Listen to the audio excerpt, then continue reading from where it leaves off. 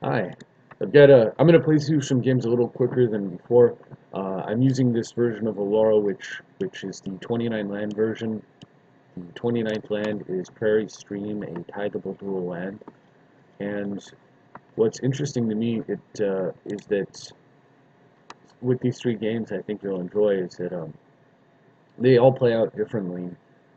There's been some conversation online about whether or not Cruise and Dig belong in this deck, or whether or not they're just win more cards. I think there's a game here that shows why I don't think that they're win more cards. I think they're just good cards that help you win. But I am going to keep an open mind and look out for, again, look for maybe there are better replacements. I don't know. And also I've got a game where something happened that you would not expect to see in the Oloro deck. So I'm going to move backwards in time, and that game uh, the last game that you play is the one with the unexpected win, uh, uh, victory, the approach to victory. So anyway, this guy here is playing Intet, the Dreamer. I'll just see it up for you. So I found out if you hold the Z key and hover over a card, it'll zoom in for you, which is a really nice effect. Basically, just something we don't want on the table and aren't expecting it is going to make it into play. Not the best commander in its colors, I don't think. So I have a hand that is not capable. I wouldn't take a mulligan. Into a hand that very much is. So one of the cards that's been kicked about as a replacement for Treasure Cruise is for Cruise and Dig. Two of the cards that are possible replacements. It could be Mox Time and Mox Opal. In this hand, if Treasure Cruise were a Mox Opal, I would say the hand is worse.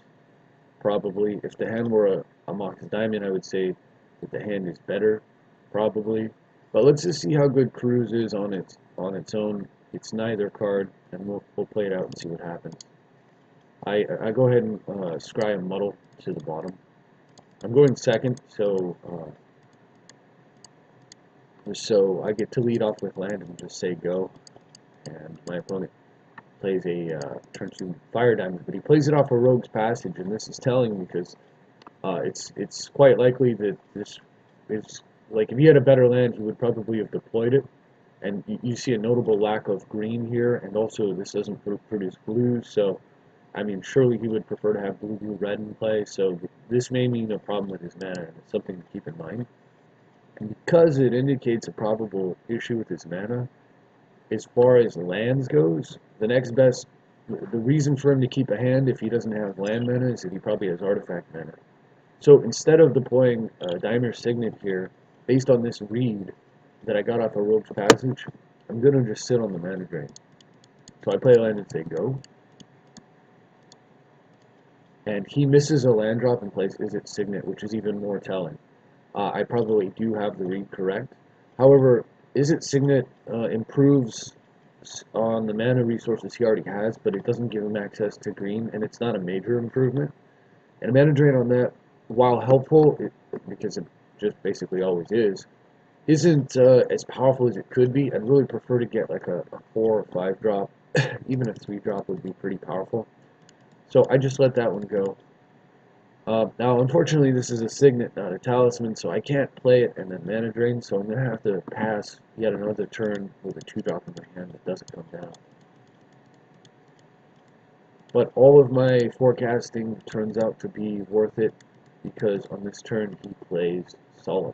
Now, the funny thing here is, okay, at this point, if Treasure Cruise happened to have been Opal, as opposed, if it had been Diamond, we know I would have went first turn Signet, second turn probably Tutelage, and just then great. If it was Opal, then on this next turn I could put tons of mana into play, of course. The funny thing is, as a Cruise, I can mana drain this Cruise, and I'll actually have, I'll play a 4th land, and I'll have 4, and 4 is 8. I could actually cast Signet and then Cruise and draw 3 cards if I wanted to. That isn't going to be my play, but it's kind of interesting that it won't be that difficult to cast, even at 8 mana on turn 4 with no artifact mana helping me, just because of how good mana drain is. So my opponent plays Halimar Depths. But because I draw Mana Leak, I'm not going to go with the Cruise plan. I'm going to go with the Developmental plan, which is the preferred route anyway. I'm going to get a bunch of mana on play. So now I've not only evened the mana situation, I've accelerated past him. With the Halimar Depths, it's likely he's probably found green by now, but I did at least manage to cut off one of his green sources by stopping the Solid. So this all works out perfectly in that I can play Tutelage and I still have mana up. So he's not going to be able to play Forest intact. But as it turns out, the Halimar Depths did not find him, apparently, a Forest. So he's not going to be able to play anything. However, I don't want to take the chance that he's holding, I don't know, Teferi, Factor Fiction, or whatever. I'm not going to charge Coalition Relic at the end of his turn. I'm going to just sit on Mana Leak. I've got plenty of mana, so I have not a lot to do with it. So it's not going to give me, it's not going to hurt me that much to play it safe here. So I draw Thirst, which is totally amazing when you're holding a Treasure Cruise. Play a fetch land, and I'm done. Now I can Mana Leak and end of turn play, and if I have to, I can Thirst in response to a play and try to find myself another solution. I can find another counterspell if he pushes more aggressively here. So on his turn, he casts Sift. Now Sift is draw 3, discard 1. So it's like Sift is a Thirst for Knowledge that doesn't require you to discard an artifact in order to get the best version of the effect. I respond by fetching up a Source of Black. And then I have to think about whether or not I even care about Sift, because although it is like a better version of Thirst for Knowledge, it's still not a major, it's not just drawing 3 cards raw, but because he's hurting for mana, and there are very few cards that, like the best bait card, if this were a bait card, the best thing he could follow up with would be Forest Sylvan Library. But I already know he's hurting for green, so it's likely that if I counter this now, he's just going to miss his land drops, and it's going to buy me time. And when I can not only generate card advantage, but I can also generate tempo advantage, and countering this becomes it becomes the play. Before I leak, however, I'm going to Thirst and see if I have, better options. For example, if I were to Thirst into a Mind Twist, I'll let him have the cards off the Sift, and then I'll just take them away next turn. And if I don't have to counter, if I can save counters, of course, I always will. So let's get information and then figure it out. So I draw 3, and one of them is a top, which is great, because this gives me the option to just throw the top away. Top is fine to, look at 3 cards, but I'd rather have top, give me a card now. So I go ahead and Mana Leak Sift. I have 2 mana left, so even if he had Spell Pierce, he couldn't play it. And I'm going to charge a Relic, because now with all of his lands tapped, there's no drawback to that. I draw Seal of Cleansing, which is really nice. I almost always pick white off of a Coalition Relic. Here's one of the few times, blue. Here's one of the few times where I don't. I take white. I play Seal. And so now what's crazy is that every counter spell, every discarded card, every Seal of Cleansing is a mana source. And I take advantage of that now. Really glad it isn't, at this point, a Mox Opal or a Mox Diamond, because what it is an Ancestral Recall. Well, I paid one extra for it. So I go ahead and just draw 3 cards right away and find myself a Merchant Scroll. Since he's losing the game, I want to make sure that he continues to lose the game. So I get Merchant Scroll, and I go get Forbid. I've already got Mana Drain, and if I get Mystical Teachings, that's okay, but it's a little greedy. If I get Forbid here, he can't make any big play, because if he taps all of his stuff to make a big play, then I just get to Forbid with Buyback. And it turns my land tax, which is currently useless, into useful. I just throw away land tax and Chromatic Lantern, Forbid with Buyback, and I'm set. If he doesn't make anything meaningful, or he just plays like a creature that's, doesn't affect things too much, then I can just Swords it, charge my Relic, and then I get to play. Either way, I get to play Well of Lost Strings with a Forbidden Hand and a Tutelage running. And at this point, under the pressure of all the mana denial and the fact that I'm drawing extra cards and he knows I have a Forbid, he gives up. So I thought it was just kind of cool. Like I personally feel like Treasure Cruise was not, in this game, win more. Treasure Cruise was win game. It was just resolve it, get the backbreaking card off of it, and end the game on the spot. So had it been admittedly, had it been Mox Diamond and I'd been able to play a turn 2 tutelage, I might have got the same, I would have drawn extra cards, you know, a couple turns earlier, and I would have ended up with the same number of cards, just getting them into my hand a different way, and I actually had more mana in play. And that would have been better. If it hadn't been Mox Diamond specifically, if it had been Opal or any other card besides specifically Mox Diamond, then none of that applies. And there's no way to know that it would, you know, I can't just like say, like, when I don't know which card I'm going to replace this with, if I were to replace it at all, there's no way to guarantee that it would have been the one that I wanted. Whereas with a card that says draw 3 cards, I mean, that's always an effect that you want. So I'm not ready to make the change over yet, but we'll keep it in mind because I think it's kind of, it is an interesting thing to continue to think about. Also, Mox Diamond's very risky in a deck that only has 29 lands, but it may be good just because Mox Diamond. Maybe the risk is worth it just because the reward is so high, but I don't really know. Anyway, I think what I'd have to do if I switch Cruise to Mox Diamond, I'd probably have to switch Gig over to like Gush. I just don't. It just doesn't seem good to me. I don't know. Anyway, so this guy's playing Krenko, and look, I've got another Cruise and an opening hand, and this is a pretty acceptable opening hand. I mean, first turn, I'm gonna put 2 cards in the graveyard right away. There's a 3rd card going to the graveyard.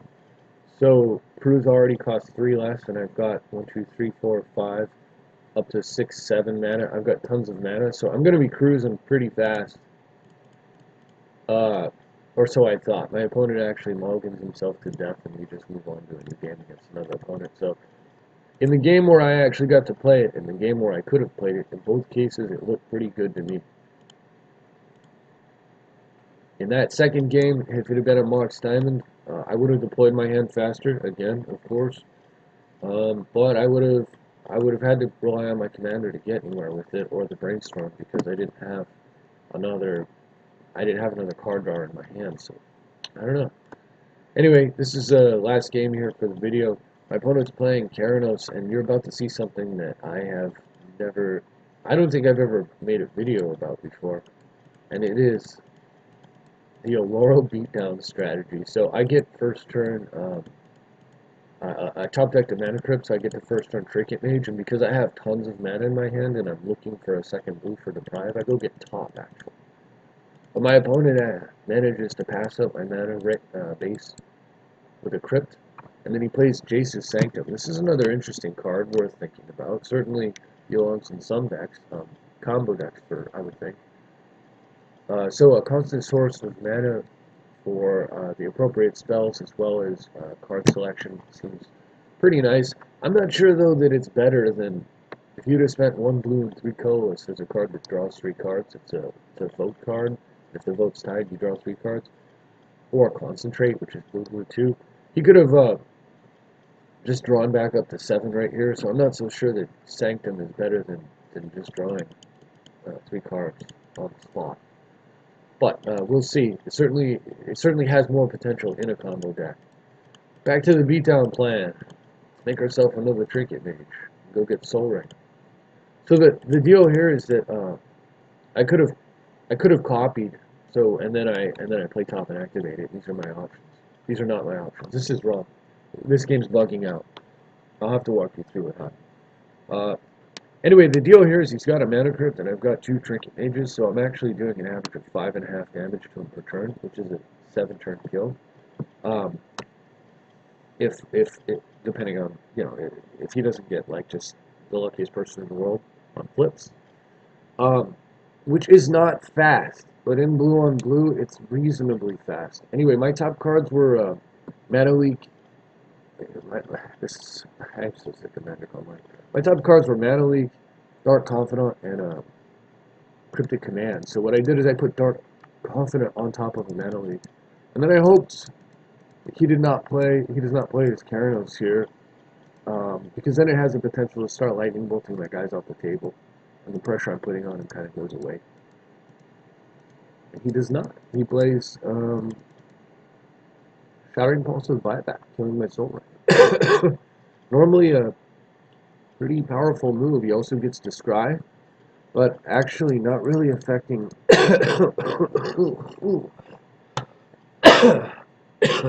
not really affecting what my draw is doing in this game. So,